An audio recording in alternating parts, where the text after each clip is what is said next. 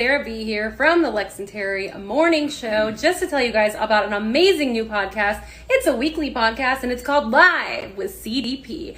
That's right, it's a sports and entertainment podcast. And if you want to catch up on everything going on with that, I mean, what could you ask for? The show is more sporty and more entertaining than you could even ask for. It's awesome. I have a list here because it's available in so many places. I can remember them all. That's why I'm on radio. I'm not an actress. We got this on Apple, Google Podcasts, Anchor FM, Spotify, Radio Public, LinkedIn, and Pocket Cast. What? That is right, Live with CDP weekly in Canada. I like hockey. I like Labatt Blue. Is that how you pronounce it? I don't know. But more than that, I love this podcast. Live with CDP. Check it out weekly, and it is awesome. You're going to love it, guys. Sarah B out. Bye. Anyways, guys, welcome to Live with CDP on this, Wednesday, November 24th. I just want to say I'm looking forward to my guest tonight, Cassie Summers. She's a RKIN BCB. She's in a program called Stress Management and High Performance Clinic for the University of Guelph. She deals with a number of subjects like stress, how to deal with stress management, performing well on tests, and also sleeping as well.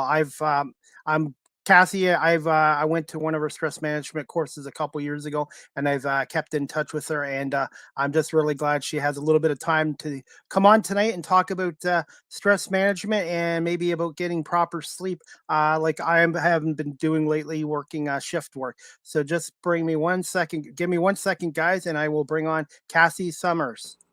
Hi, Cassie. How you doing? Hi there, Chris. I'm doing great. Good. So am I. I really appreciate you coming on my podcast tonight and just talking about a little bit of stress management and a little bit about sleeping. They're really, really popular topics, especially during COVID-19. Stress levels have increased. There's so much more worry and uncertainty in our world. And when they did a survey around the world, found 70% of people saying that they were having at least one sleep challenge during COVID. And I know before I just came on with you tonight, I'm going to tell you the story, Kathy. I accidentally dropped my my smartphone in water, and my stress level went up. So thankfully, I got it out of the water really quick and dried it off, and so far it's good. But yeah, that's not a good idea to drop your smartphone in water. Definitely not. And during the day, so many things can happen, right? We might start off feeling refreshed and restored from a good night's sleep. And then, oh, I can't find my keys. I hit my leg on the coffee table and now I'm all bruised up. Oh, look at all the emails to try and reply to. Like, there's just so much stuff going on. It's sometimes hard to figure out how we're going to get on top of it all. And it was in the 1990s that some researchers began to say in the North American lifestyle, sleep is no longer enough to help us recover from the stress of our days. We're just packing so much in, and the turnaround time before we're expected to reply or deal with something has gotten much shorter.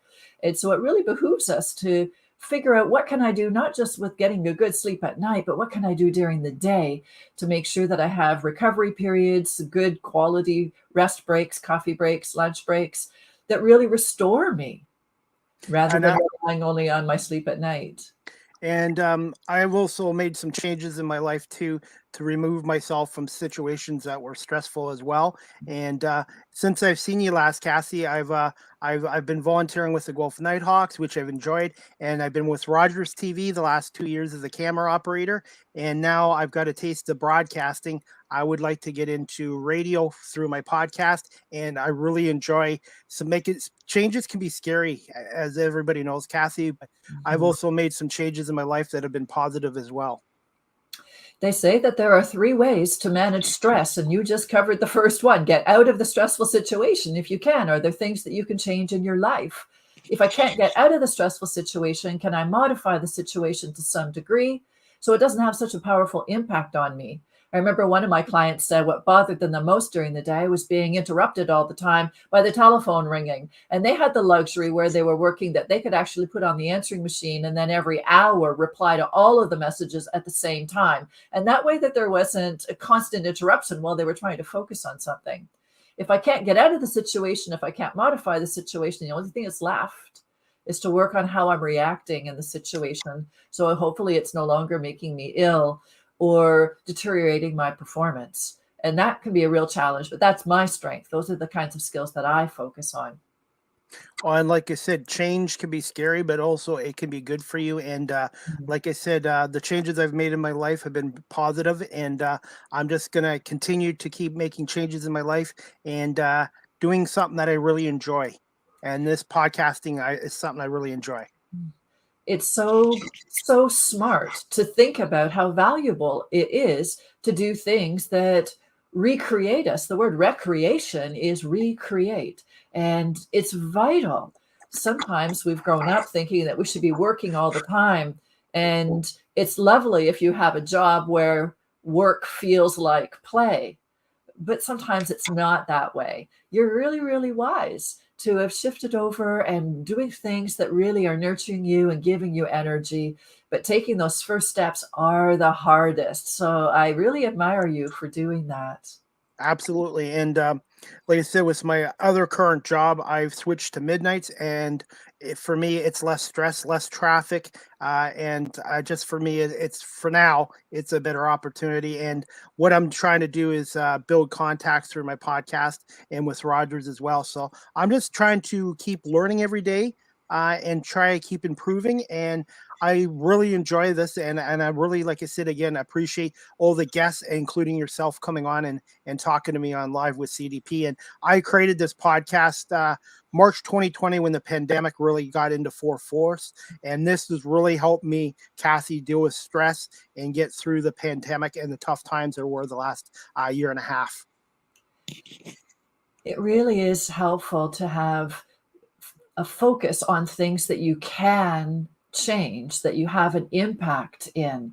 The worst part in the pandemic is sometimes getting mired down in the thoughts about what if this happens? What if that happens? What if I'm exposed to COVID? What if it's really bad? What if I infect somebody else? What if there's really, really negative impacts on my finances, on my job? Some of these things, because they're in the future, we don't know what's going to happen. If I focused solely on this, I'd get so stressed out, I could almost paralyze myself. Sometimes it's called paralysis by analysis, thinking too much about it. It's really helpful to acknowledge there are some things in this world that we cannot control. The weather, the economy, the worldwide rollout of what's happening with COVID-19. Personally, we don't have control over those things. So we acknowledge that and then work on what we can work on. How can I keep myself safe and stay strong and stay focused on things that can make a difference so that I can be the person who is thriving under the pressure rather than buckling under it? Definitely. And one thing I got to start doing is between my midnight shift and doing these podcasts, I got to get back into doing my walking in the hiking trail again. So as of tomorrow, I'm going to make 45 minutes of time before it gets dark to go back into the hiking trail and start walking again as well, just to get some fresh air and just to take a break from everything as well. An excellent recommendation. Some of my colleagues in the stress management field say when we're under stress, our body is preparing for us to take action. Sometimes it's called the stress response, or perhaps you've heard it called the fight, flight, freeze response. Our body is releasing adrenaline to energize us so that I can work with my muscles, my limbs, my heartbeat going faster, the changes in my breathing, so I can take action, so I can get through this rough patch, this tough situation that's facing me right now. And because we're so prepared to physically be active, they say maybe the number one thing to do for stress management is to be physically active, to burn those stress chemicals out of our body and use them rather than just stewing in them and sitting down here, trying to just keep my head down and work. Absolutely. I was going to say, Cassie, and I've been just keeping myself so busy with this podcast and doing Rogers TV. I still should make a little more time just to get exercise into, like the walking and the hiking trails. But like I said, I was going to get to some questions here. And also, I was going to say to you, Cassie, StreamYard too, I learned this about a year ago. It's great because I could put my graphics on here for my guests, and I even got your website down here. And it's just amazing the technology nowadays. It's wonderful, isn't it? And when we couldn't physically be together during COVID, it was wonderful that technology did allow a good number of people to be able to see each other, to connect with each other. I think it would have been much harder if we didn't have some of these great gadgets and the intelligence of people figuring out how to use them. Definitely. Okay. I want to ask some questions. First one, can you just tell my audience just a little bit about yourself? Well, I grew up in Oxford County on a farm. I took courses at the University of Guelph, and one of those lucky coincidences realized one of the courses where we were doing some biofeedback and monitoring different parameters of our body, like muscle tension, blood flow, heart patterns, breathing, combined with some relaxation and self-calming strategies, realized that that was actually making a difference in my headaches. They were starting to decrease. I became really interested in learning more. So after I graduated, couldn't believe it when I got a part-time job actually working in this field. And then I just continued on getting my certification in biofeedback and getting my certification in stress management education. And so now I run programs for the public, adults, in stress management, in improving sleep, in curbing worry and decreasing anxiety, and in decreasing headaches, which is what had brought me into this field in the first place. Okay. And that leads to my next question, actually, and that's another thing too. Sometimes I've learned with the podcast, you ask a guest one question, they can give you the answer to 2 or 3 other questions as well. So listening skills is one thing I've been working on doing this as well. Okay, the next question I was going to ask you, Cassie, where did you attend school, and did you have a mentor or mentors when you were first breaking out in this industry field? You heard me say I went to the University of Guelph, and my program was the Human Kinetics program. My mentor there was Dr. Evelyn Bird. She was doing some pioneering research in relaxation techniques and biofeedback. It was the late 1970s. She was reading that these techniques would be really helpful, and she kept on saying, but we need research to show that. You can't just say these things will have an impact. We need some research. And so she advertised for the general public in Guelph, anybody who's interested in learning some relaxation techniques that may be helpful for decreasing headaches or other related pain, to see if the techniques would make any impact.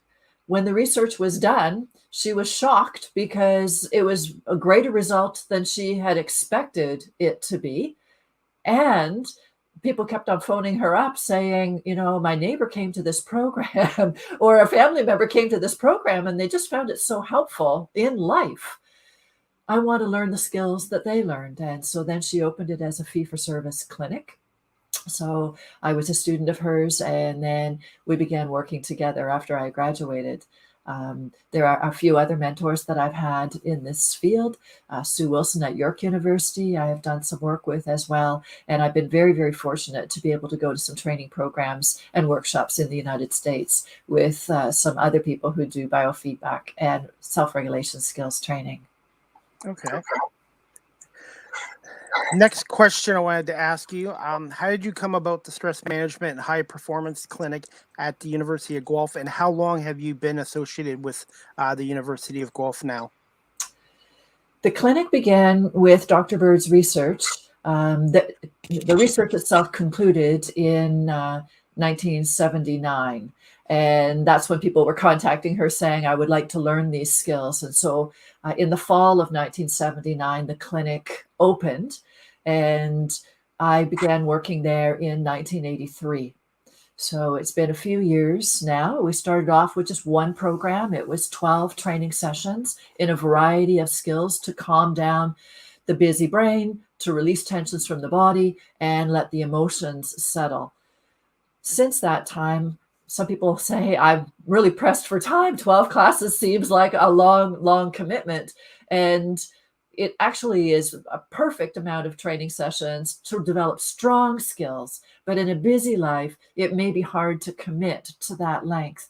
And so about 20 years ago, I started some shorter programs where we just meet for 4 sessions or 5 sessions, talking very specifically about how would I apply particular strategies to headaches or to sleep or worrying, or I've got irritable bowel or a nervous stomach. So shorter programs with a very, very specific focus have been what we have morphed into, in addition to having that long 12-session training program still in effect.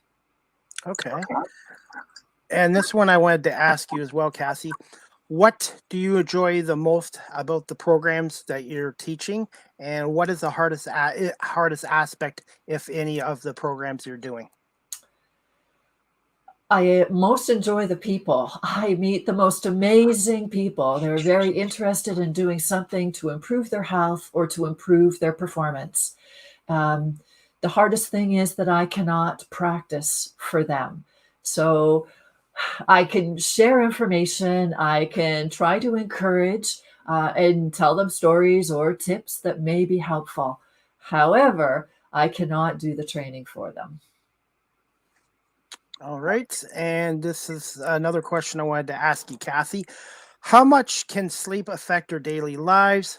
What are some of the causes for people not getting enough proper sleep? This is a great topic, and I could talk for a long time, so I'll try to condense it down. In North America, we sort of have an attitude that if to further my career or my sport, maybe if I just put more time into it, and if that means spending less time with family or friends, if that means spending less time sleeping, that would be okay. If you're starting to read some of the research about sleep, and this is the good part about seeing the research articles come out, they're basically saying that it does us a disservice. It actually deteriorates our health and deteriorates our performance if I'm not getting enough sleep. So it's the same way that human brains and bodies need oxygen, and we need food, and we need water, we also seem to need sleep. So they're basically recommending avoid burning the candle at both ends and try to get in bed enough number of hours that your body would feel that you could be rested the next day and you wouldn't fall asleep if you were watching TV or if you were reading a book in the middle of the day. Sleep, lack of sleep, we know can have a big, big impact. If I was short on sleep just one night, last night, today, there'll be changes in my cardiovascular system and in my metabolism. I'll be in a pre-diabetic state. It will also, because it's changed the hormones called ghrelin, sorry about ghrelin and leptin, it will change the way I'm thinking about food. It'll feel like I'm not satiated from the food that I'm eating, and also feeling like I should be eating more and more and more. So if I was short on sleep one night, I'm probably going to eat 400 to 500 more calories, and I'm going to be pushed towards eating more junk food or more greasy food. It also has an impact on our immune system, and we're not fully restored and energized. So this is partly why they think it will be very helpful for athletes in particular to make sure that they are getting full sleep, because it will give them full recovery. They suspect that athletes will need more sleep than the regular population because of the extra expenditure that they are to work on their training and playing their sports. It also has an impact on us mentally. If I was short on sleep last night, if I'm trying to learn something new today, I will have a 40% decrease in my ability to remember any new information. I'm only working on 60% capacity there instead of full capacity. And it'll also mean that I'm biased to remembering only the negative things that happened today. And can you see if this happened night after night after night, and I'm only remembering during the day the negative things that happened, how I can really start to feel down or depressed? And If I'm short on sleep, it will have an impact on my mood. In fact, the sleep specialists who work with Olympic level athletes will say athletes that are short on sleep are very irritable. And that's true. And they will have a shorter fuse, which unfortunately may mean that then they might get into more arguments with the referee, or with teammates, or with people on the opposing team. Sorry, go ahead. I was just going to sum up by saying these are just a few examples. There's a lot of other research showing that there are huge impacts on the way that we think and process information, our concentration and our focus, on our emotions, and on our physical capacity. One thing I wanted to ask you, Cassie, they say you should get at least 8 hours sleep a night. Is that generally still the guideline, or does it just depend on each person's body? Each person is different, and so sometimes it's more helpful to focus on getting quality sleep rather than quantity sleep. So by quality sleep, I mean that I would feel rested the next day, not when I first wake up, because I might just feel like hitting the snooze button when I first wake up. There's still some inertia. They call it sleep inertia, and that can last for a little while. So they usually ask you to wait about an hour or two after you get up, and then ask yourself, okay, how rested do I feel from my sleep last night? Does it give me enough energy to do all the things that I would like to do today? I have many clients who will say to me, I would rather sleep 6 hours and feel rested and rejuvenated from it than sleeping 8.5 hours and feeling like I worked all night and I'm totally drained. So we'd like to sort of sleep long enough hours that I will feel rested. The average seems to be about 8.25 hours for most adults after about age 25. However, a couple of years ago, they found the gene for the short sleepers. So short sleepers are people who only need about 5.5 to 6 hours of sleep every night, and they are totally energized and function very, very well with that. It's a small number of people, but now they found that gene. I'm waiting for them to find the gene for the long sleepers. I wonder if there's a gene for that one. Einstein always said that he worked and felt his best when he had 9 hours of sleep. So you can see there's a wide range here. And with some of the research that they've done with sleep and athletes, they're very, very suspicious that probably athletes would benefit from about 9 to 10 hours of sleep every night. Wow. And what you're saying is, yeah, quality over quantity in some cases, in most cases. And that leads to my next question, Kathy. I just got a couple more because I know I'm going to get you off of here before 6:30. This one I wanted to ask you. Advice for those, including myself, to improve their sleep and how to deal with stress better in their daily lives. Well, we've covered some tips already. On that, yes. If I can be physically active, Yep. Physical activity, you cannot overestimate the benefits of physical activity. And so as long as I'm not over exercising and stressing out my body because I pushed it too far, it will help with both sleep and stress. Some other tips that would be helpful for sleep would be things like get up at the same time every day. And a lot of people don't like to hear that because they would like to sleep in perhaps on the weekend. However, if I'm sleeping until noon on the weekend, but on weekdays I have to get up and be at work for 7:30 or 8 o'clock, that's a huge difference. It's a jet lag effect. In fact, they call this social jet lag. And jet lag is very exhausting to us. If my goal is to have more energy from my sleep, it would be helpful to get up about the same time every day. Or if I want to sleep in on the weekends, I'd let you sleep in 10 or 15 extra minutes. So it doesn't really start disturbing your sleep rhythm. We want to build a very nice sleep-wake rhythm.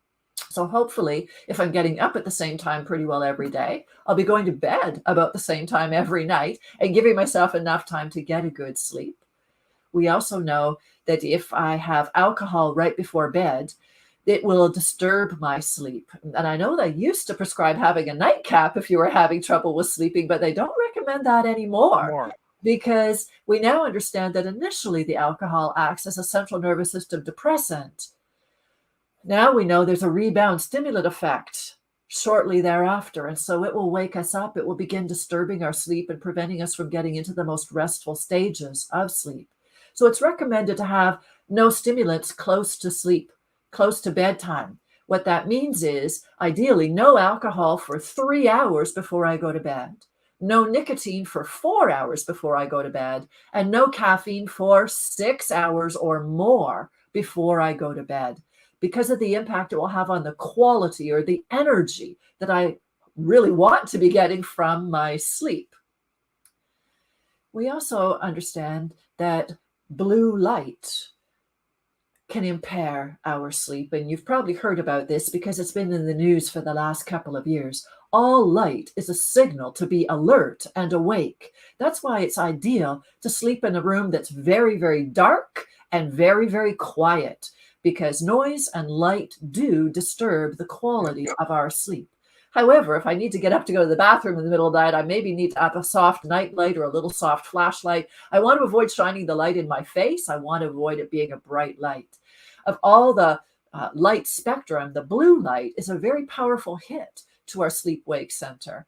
And so it is recommended to turn off all of our screens and devices at least 1 hour before bedtime, because that blue light not only is a stimulant because it's light to keep our brain active, blue light also seems to prevent our brain from releasing melatonin, which is our sleep chemical released prior to bedtime that helps coax sleep along. And the blue light also seems to make it harder for our brain waves to slow down, to become a predominantly theta brainwave pattern, which is the pre-sleep drifting in and drifting out. So those are some behaviors that may be helpful with regards to sleep. The final tip that I usually give my clients is to watch what you say to yourself when you're getting into bed. I meet so many folks who say to themselves, I've got to fall asleep right now. It's a really big day tomorrow. I need all my energy, so relax and fall asleep. And although that sounded pretty calm in my tone, did you hear the words? I literally said, I've got to fall asleep now, and I need all of my energy tomorrow. And my brain hears those rigid, inflexible words and says, wow, that sounds really important. I know exactly what to do to meet that challenge and get the job done. Obviously, you release adrenaline. But adrenaline pumps us up. And research tells us it will take 3 times longer to fall asleep or to fall back to sleep if I'm saying, I've got to sleep now, or I've got to sleep 8 hours, or I've got to sleep without these awakenings, or I've got to sleep, fill in the blank. We're trying too hard sometimes to fall asleep. So I suggest shift away from that and trying so hard to make sleep happen.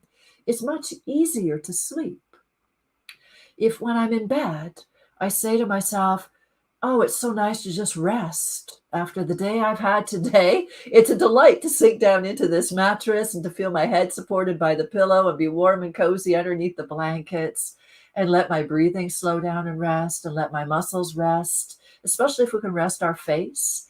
For about 100 years, we've known that if I can relax my eyes and my jaw and my neck while I'm in bed, it'll be much easier to drift off. So relaxing my breathing and my muscles while I'm in bed. And a few years ago, a study asked the question, can we predict when someone's about to fall asleep? And the best predictor turned out to be how much our hands and feet are warming up relative to our core body temperature. It's another sign I'm relaxing. Relaxation signs are relaxed muscles, slow, relaxed breathing, a slower heart rate, and better circulation into the extremities. When I'm stressed, my body tightens all these things up and it sends the blood away from my fingers and toes. It sends it away to the big muscles in my arms so that I can fight or climb a tree, and sends from my feet into the big muscles of my legs so that I can run or I can kick. All this to fight or run or save my life. So if we can do this type of resting in bed, it makes it much easier to drift off. I was going to say, Cassie, now that I'm working currently for now, midnight shifts, I don't get home until 8:30. I have a routine. I have my oatmeal and blueberries, and then I go into my room, close the door, turn the lights off, and lay down. And I'm lucky enough I can fall asleep by 9 o'clock. And then each day, normally I wake up around 3:30 or 4 o'clock. One thing I wanted to ask you, I sometimes at 8 o'clock at night or 9 o'clock take a nap. Do you still recommend taking a little bit of a nap? And if so, how long?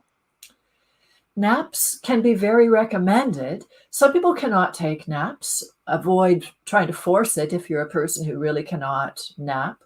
Sometimes the problem is that they have so much of a sleep debt that when they nap, they're so groggy afterwards, it just feels Yep. awful because they didn't sleep long enough to really bite into that sleep debt. But they think now that at least 10% of the population would benefit from naps. Naps tend to be most effective if we do them regularly. And it depends on your particular situation. If you are a person who is on a regular daytime work shift and you sleep at night, to get the best quality of sleep at night, it would be helpful if you're napping during the day to make sure that they are short naps. That if you're sleeping in the daytime, the nap would only be asleep for 10 minutes, 20 minutes, or 30 minutes. Research suggesting the 10-minute length or the 20-minute length is the most effective for most people most of the time. But if I'm a shift worker, it's different. If I'm a shift worker or if I'm ill and my body is saying, I really feel I need to nap or sleep whenever you can. And especially if you're working on the night shift, it may be helpful to have a nap, just as you're describing, a little bit before I go in to work that night shift. So I haven't been awake for quite a number of hours and then expect to go to work for a whole lot of hours right after that. Because most people who sleep all night long and work on the day shift, they've got up after a good night's sleep and they're at work very, very quickly thereafter. The final thing is to say for other shift workers that you, Chris, have a really good schedule. If I find it works well for me working on the night shift, coming home, prevent myself from being exposed to the outdoor light, wear a broad brimmed hat, wear sunglasses that wrap around so I don't get exposed to the light of dawn, right? That blue light really will wake us up. It'll perk our brain up. So I want it to be dark inside my house. I want it to be dark after I've eaten my oatmeal. You say you can get into bed and you can fall asleep. Within 10 minutes. The challenge is for the people who say, but I need to get my kids off to school. I need to deal with some paperwork, set up some appointments while the office hours are open, etc. And I don't actually have the opportunity to get into bed until 12 noon or 1 o'clock in the afternoon. This is a very frustrating time for people to try to sleep because the human body is not built to sleep for 6 or 7 hours straight if we're starting at noon or 1 p.m. or 11 a.m.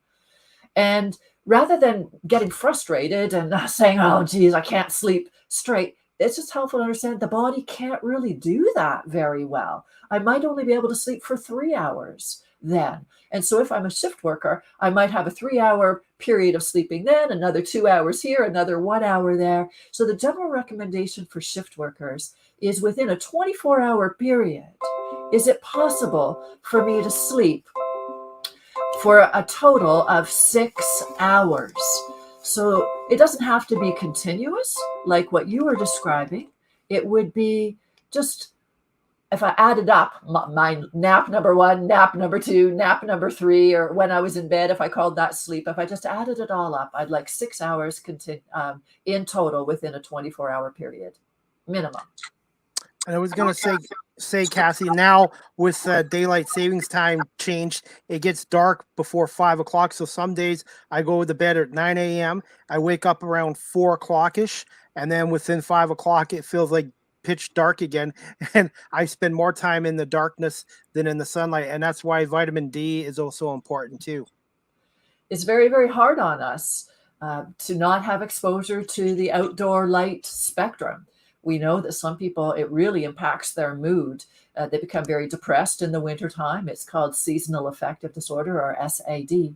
And for some people, it's very helpful if they cannot get a job in the wintertime in Australia or Florida or something like that, where the hours are a lot longer and brighter. it may be helpful for them to consider some exposure to the special light bulbs that are built that mimic the outdoor light spectrum. They're called the SAD lights, SAD lights, standing for seasonal affective disorder. They are available for purchase in a lot of pharmacies and health stores like that. But I know that some libraries and some family health teams have them on loan so that people could try them for a few weeks to see if it would be helpful, if it would improve their sleep, if it would improve their mood and their daytime functioning in the wintertime and take some of the stress out of that factor of the shorter daylight hours. Okay. Hey, Cassie, I know you have to get going because you get another call tonight. And I just got one last question I wanted to ask you. And that is, how can my audience find you on the internet and on social media and your website again and your contact information?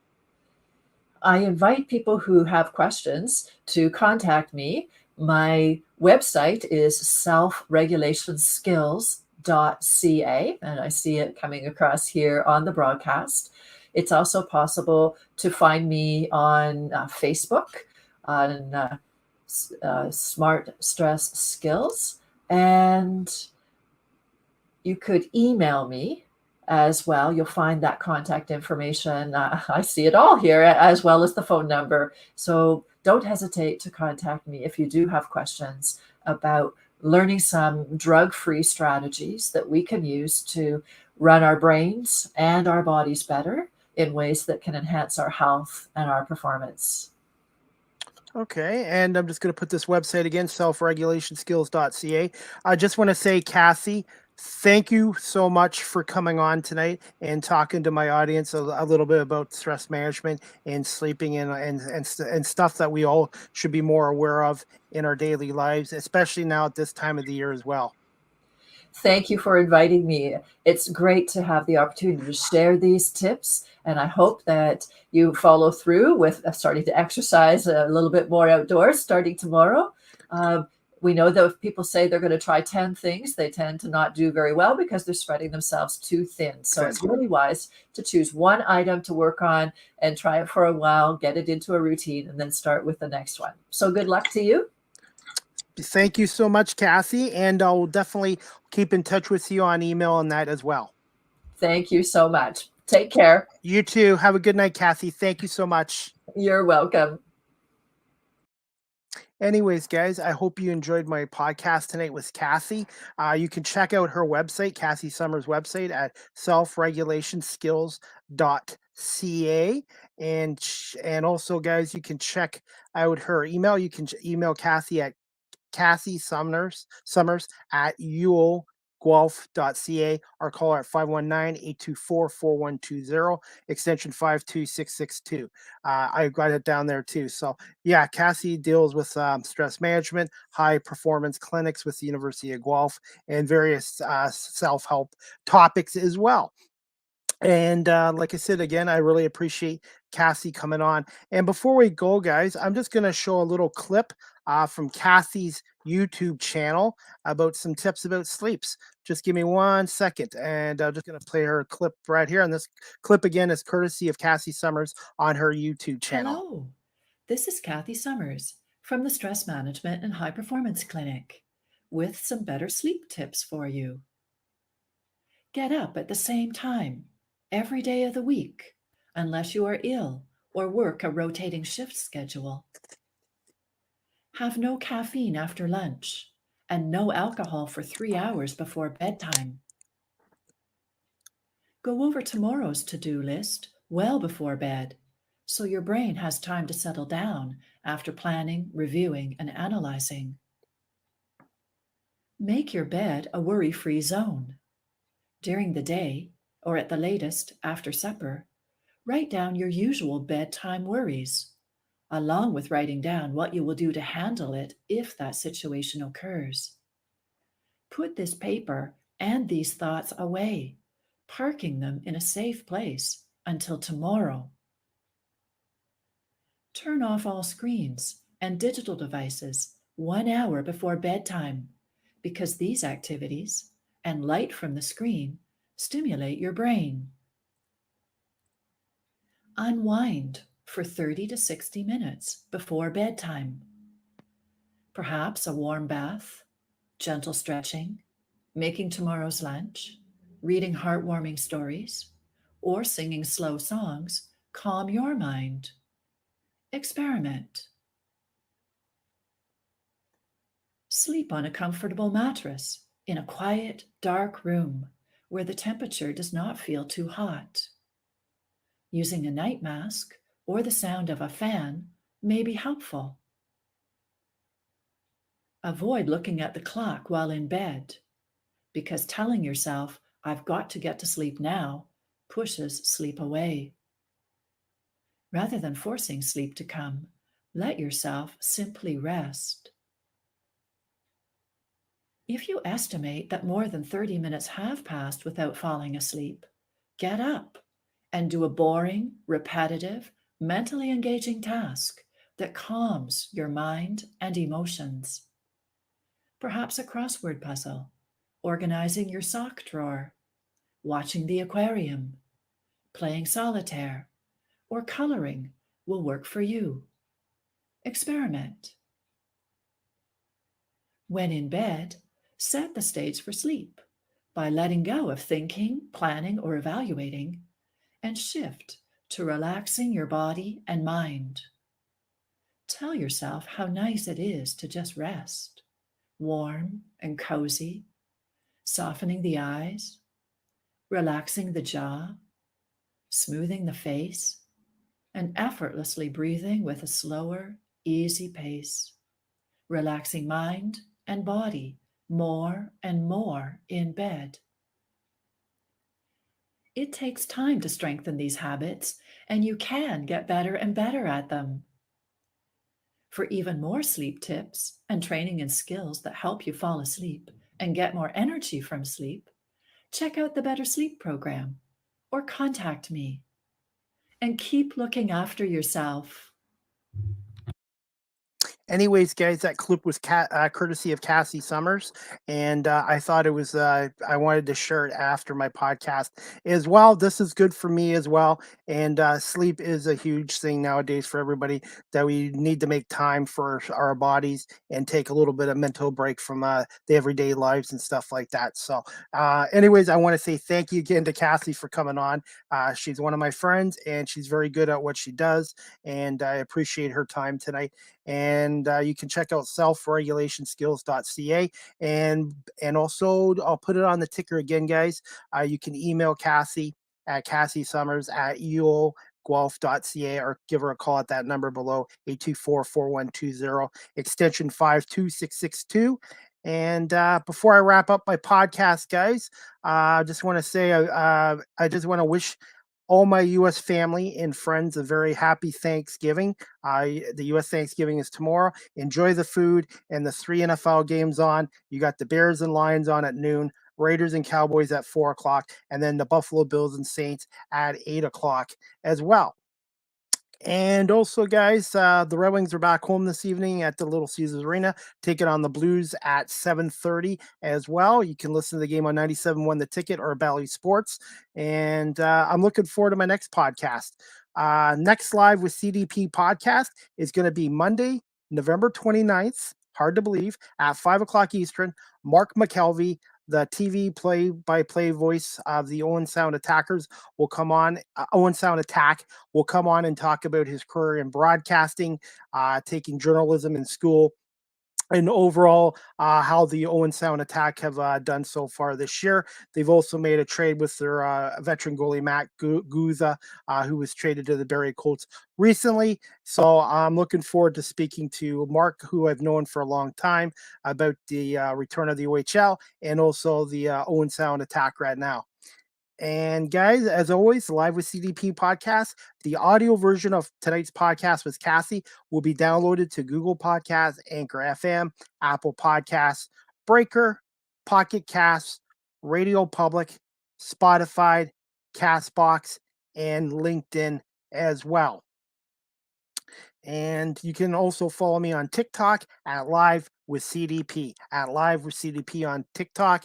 And like I said, guys, I'm looking forward to my next podcast.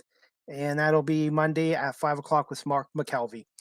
Anyways, guys, I'm going to call this a podcast. I just, like I said, want to wish everybody in the States a very happy Thanksgiving tomorrow. Enjoy the food and the football games. And we'll look forward to talking to you guys all this Monday night at 5 o'clock with Mark McKelvey. And the Storm take on the London Knights Friday night at 7:30 at the Sleeman Center on Rogers TV. I'll be doing camera work, and on CJOY 1460 with Larry Malott. And then the Storm take on Erie Saturday and Sunday in a home and away in Erie on Saturday and back at the Sleeman Center on Sunday. All right, guys. Again, I want to say thank you to Kathy for coming on, and also everyone watching live on my YouTube channel, Facebook, and Twitter, and later on audio. Thank you so much for watching and listening to Live with CDP podcast. I hope you guys all have a great night, great weekend, and we'll see you this Monday at 5 o'clock with Mark McKelvey. Good night, guys.